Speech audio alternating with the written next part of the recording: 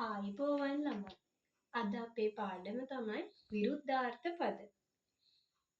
විරුද්ධාර්ථ පද කියන්නේ මොකක්ද? විරුද්ධාර්ථ පද කියලා කියන්නේ යම් වචනයක අදහසට විරුද්ධව දෙන අදහස දෙන පදවලට තමයි විරුද්ධාර්ථ පද කියලා කියන්නේ. උඩ ගත්තොත් උඩ යට. උස මිටි. ඉදිරිපස පිටුපස. ඉහළ පහළ. ගැළපෙන නොගැළපෙන. ලොකු පොඩි.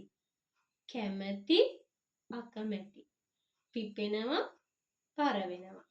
කීකරු අකීකරු. සෙමෙන් වේගයෙන්. මහත කෙට්ටු. යනවා එනවා. පිරිසිදු අපිරිසිදු. ප්‍රශ්න පිළිතුරු. පුරුදු නුපුරුදු. යහපත් අයහපත්. ආරම්භය අවසානය. දිරණ නොදිරණ.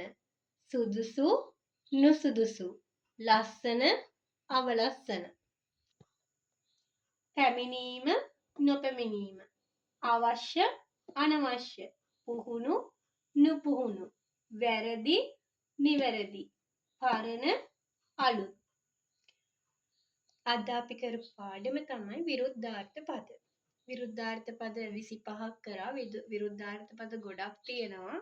නමුත් 1 2 3 4 5 ශ්‍රේණිවලදී වසරකට උගන්වන්න ඕන නියමිත ප්‍රමාණයක් තියෙනවා. ඒ වගේ අවුරුදු 5ක් ඔයාලා විරුද්ධාර්ථ පද ටිකෙන් ටික ඉගෙන ගන්නවා. ඉතින් මේ විරුද්ධාර්ථ පද 25 හොඳින් මතක තියාගන්න. මේ වීඩියෝ එක නිතර අසන්න.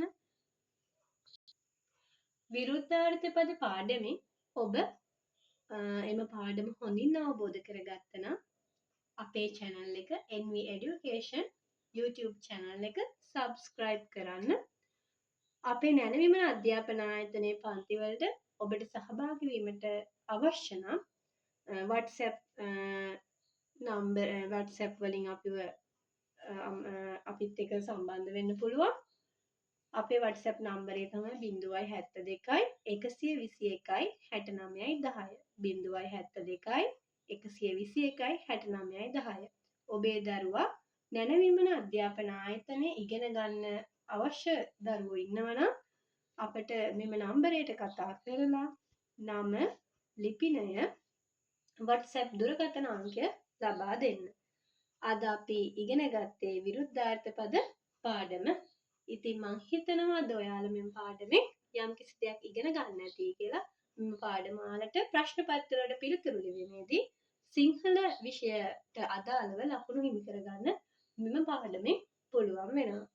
අද පාඩමත් එක්ක සම්බන්ධ වුණු ඔයාලා හැමෝටම ස්තුතියි.